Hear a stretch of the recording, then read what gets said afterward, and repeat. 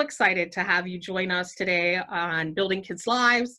And I want to introduce you as Christien Borst, and you are just a new author. Yeah. And I was so excited to find out about your book on Facebook through one of my friends, even though Facebook is so controversial. But you wrote a book called What is Coronavirus? I did. And well, let's talk about why did you write it? Yeah. Yeah, let's talk about that. So I always, for little things that I have 3 kids, 2, 4, and newly 7. And whenever things come up, like the girls used to not like getting their hair washed, so I wrote a little book about it. Or my niece got glasses, so I wrote a book about that. And so that's kind of how I always remember as a kid, learning about things, reading. My mom was such a collector of kids' books that I really loved them from an early age. And so when all of this came up, this was already the language that I was using with my kids. And I remember having a conversation with my 4-year-old, and, she's dressed in her Frozen costume and, having this serious conversation with me about the virus and how long is it going to be around? And she's asking awesome questions. And I had recorded it and posted it. And my sister-in-law had asked if she could share it with her students, or she's a teacher in Michigan. And I said, sure. And then I thought, oh, I bet if my kid is having these questions, other people's kids are having these questions, and they may not know how to talk about it with them. And you have a nice background, so we can talk about that too. A little bit about, you have a wonderful degree. Yeah. That, and you kind of are a teacher to begin with. Yeah, I feel like that has lent itself really well to this. I have my master's degree is in marriage and family therapy. I'm a licensed marriage and family therapist, and then my PhD is in medical family therapy.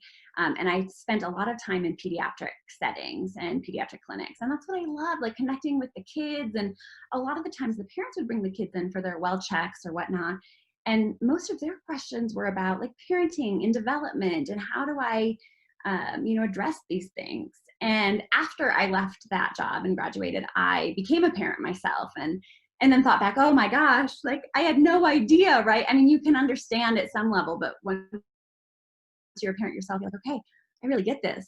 There's a lot going on. And so really doing my own research of parenting. And my mother is an amazing, she's a teacher, but she's an incredible child development expert. And so I've learned so much from her over the years. And it feels like everything from the different pieces of my education and training came together so that it really does help me. Okay, how do I explain this to my own kids and my friends' kids and the kids in the peds office that I'm coming into contact with? And I think the meat of it all is to be honest with the kids. I think kids are brilliant. They understand so much more, even at a young age, than we give them credit for. So it's about giving them age-appropriate information, but complete honesty within that. But what would you think your age-appropriate, what do you think about this book? What would be the target audience that we would be able to utilize this for? Because when I started to look at it, I want to hear from you what you think. Yeah, so I think, and again, my kids are 2, 4, and 6 at the time that I wrote this, and definitely captures them. At some point, the 2-year-old, but depending. But also, I think when I write my books, I try to write them so that parents also can learn from it and help understand, because a lot of these things we don't know what to deal with or what our role is, right? And so, and there are different activities at the end of the book. The publisher has been amazing. And by the way, they also agreed to donate any proceeds to this book too. So Newhouse Creative Group has been amazing. But at the back of the book, there's suggestions that they have at the end of all of their books about, maybe how some of the older kids could get involved. So I really think that, especially for parents, when you have kids of elementary age or preschool and elementary age all at home, right? You can really tailor some of the activities from the book for all of them. I really think it is school age children, even up into middle school. I was looking at this, but I was thinking, this is not a bad book for as an adult to read this. Yeah. And to just get Yeah, it's almost like when I would hear my daughter's first grade teacher on some of their meetings, and I felt more comfortable, right, during quarantine. I'm like, okay, it's soothing, it's good. Sometimes we all need a little bit of nurturing that may seem more juvenile, but I think it's really important. What's some of the feedback that you're getting about this? I was shocked, honestly. This was the first time that I had left, well, I put notice in my job in January to my job as a professor, that I was going to leave to pursue a creative lifestyle, which was a huge leap for me. And I think until then I had kept kind of my artwork and creativity really close. It felt very vulnerable, I think, to put that out there. And so when the idea popped in my head for this, it was like a Sunday afternoon. I remember March 23rd, a Sunday afternoon, or 22nd, I gave my kids all of the electronics, right? Because I was like, wait, this has to get out of my head right now. Have all of the electronics you want for the next 5 hours, kids. They were in heaven. Oh, how They were nice. like, Aren't you a good mom? this is great. I'm like, I need to focus, get it all out. So I got it all out. And then I read it to my kids and I asked if they had any other questions. And so they kind of gave me feedback. But I did try to boil it down so that we had just the basic information that they needed to know and the things that would probably stand the test of time from what I knew in, mid to late March. And so then I ended up sharing it, I think, the PDF with a couple friends. And then when my husband got home from work that day, he had posted it to Facebook, and he's a trauma surgeon. We have a lot of physician friends all over the country from, the different places that we've lived and trained. And I have a lot of therapist friends from the different places I've trained all over the country.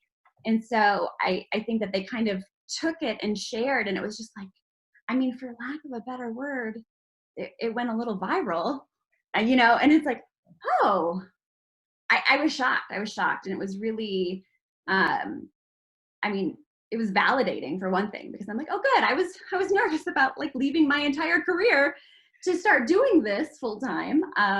So I'm glad people like it. But some of the feedback has just been so touching about, if we can have kids who can sleep better at night because of this book, that's the best payment in the world to me. I love that you said that, because, what we do at the Children's Home and in our programs, many of the children have experienced trauma. And this coronavirus is something that's so unknown and is kind of reiterating some of the trauma and bringing it back up, triggering it. And, the fact that we're not sure if the country's going to go back to school in the fall, and all the different ways. You writing this and having that be one of the outcomes, I think, is so just to be commended. And I just think that's such a nice way of you giving back with all of what you're doing, in your lifetime. And it sounds like you took a leap of faith and are doing your dream, which is something that I think many adults don't think about. And I really, we try to encourage our kids to think about doing things, being creative, and maybe think outside of the box. So you going down the path that you're going, you chug along and you're becoming a teacher and you're becoming a counselor, and then you get your master's degree and you're in the throes of it all, and oops, checking off all those boxes might not be the right thing. And you came to that point in your life and you took that leap of faith, and that's so important. And I love that you encourage people to do that. Thank you. Yeah. And I'm having the support of people who weren't looking at me like, what? And they might behind closed doors, right? That's fine. Everybody's allowed to do that. But for me, I was like, okay, this feels good. Every time I say it out loud, it feels like a weight is lifting. Like, this is actually where I'm supposed to be following this path, or, I'm pulling this thread and I'm just going to see where it goes. And I think that I got to the point where I knew where I would be in 5 years if I stayed on the path I was on, right? I knew what life would look like. And as an academia, it's pretty standard. Right. You go up through the ranks, become the department head or whatever, and you become more and more and more in academia, and off you go. Exactly. And I was like, I don't I don't want that. Like when I got that like rock in my stomach, when I thought, okay, what would the next 5 years look like for me? And when that seemed worse than how scary this leap was, I was like, okay, now I'm ready. I got to just jump and hope there's a big body of soft water at the bottom of it. So Well, I think you've done a great job. thank you. Can we look forward to another book from you, as a sequel of What is Coronavirus? Well, we've got some other books, and actually, the next book with everything else that's coming up, I have co-written with a great friend and colleague of mine, Monica Williams Harrison, and it's actually about white privilege. So we're talking about how, right, because a lot of, with all of this that's happened in the last few months, there are a lot of people who I've known, from the very white town that I grew up in, saying, wait a minute, I had no idea. I had no idea about any of this. Mm-hmm. What do I do? And so my girlfriend, who identifies as a woman of color, and I wrote this to help parents and kids understand the impact and the power of white privilege, and how that influences the systemic racism and oppression in this country. So it's a heavy, I do write like fun, rhymey kids books about things too, but I feel like lately it's like, okay, this is, and we had an amazing panel of experts in the BIPOC community who reviewed the book and really gave us pointers and tips. So it was a scary ask, because although I have white skin, right, that Right. I'm an expert in white privilege as someone who grew up with an awful lot of it. But the process of me realizing my own white privilege, 12 years ago, and the continual process since then, I really wanted to be there to support those parents who are very well meaning and want to help and be helpful, but don't know where to start, because that's a very scary conversation to have with your kids too. So so that will be coming as soon as I finish illustrating it, hopefully. Oh, that'll be so wonderful. And that was one of the things I love about your book, is you do have, some really great diversity in the family. It hits on everyone. There's, just on these 2 pages, you see, a family, and and it's very different than, many of us, but then it's also very common with other people. And with us doing foster care and adoption, and, many of our children coming from different backgrounds, I love that, because families come in all shapes, sizes, colors, everything. And you capture that. And that diversity is something that I love that you embraced in the book. And, it's something that I have a niece, and, we're trying to teach her those kinds of things. As we had one thing to leave us with as, the viewers, and about the book, which they can get on Amazon, just looking it up, What is Coronavirus by Christien Borst, Borst. What would it be that you'd want to leave our viewers with?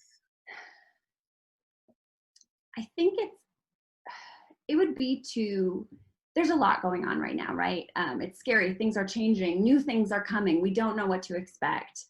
But I would say pick one thing that you can do every day that either brings you joy, that makes you feel like you're giving back, that connects you with your kids. If it's, going for a walk, a socially distanced walk, or coloring, or, just enjoying that warm cup of tea or coffee for 2 minutes, do something to just be present in the moment.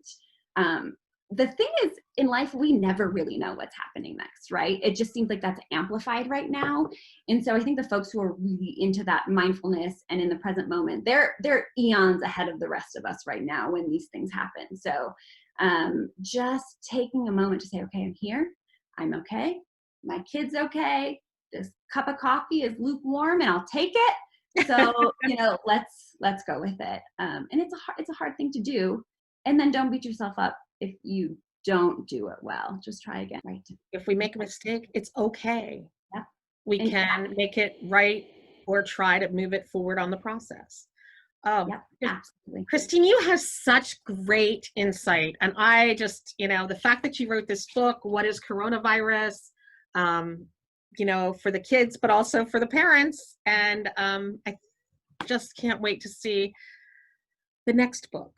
And Thank you. I really love the fact that you are, I want to thank you for your time today, but I also want to just commend you on taking that leap of faith and, being an example of that you can change and go down a different path and do what you love.